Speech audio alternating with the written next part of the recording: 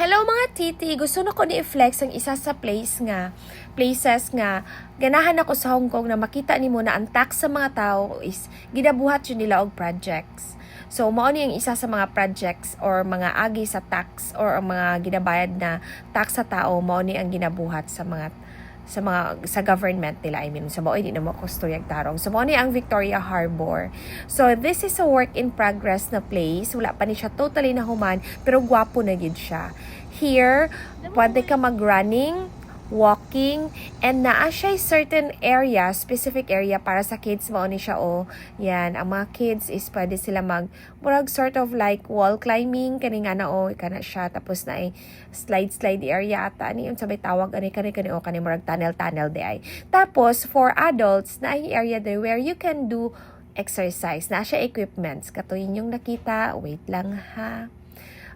Cycling, biking na. Tapos maka-chill ka kasi fresh air, dagat siya. Darawa na nag-running. So, ang purpose ani is para sa mga tao na makalaag, maka-relax, maka-exercise, and also dating place or meet up place, eyeball char. So, limpyo siya, no? Tapos na siya yung tanawag ko nun, say, tawag diba? Poste na sa flyover, tapos na kayo makita ng mga ingon-ana. It's so nice. So, tax na siya sa mga tao sa Hong Kong.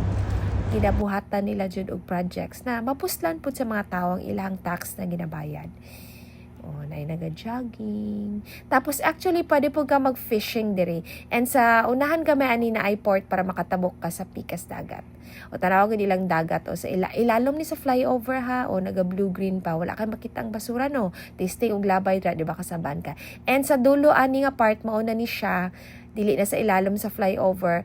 Pwede ka diri mag-picnic, mag-zumba, naiuban diri gadala sa ilang mga animals, especially dogs kato.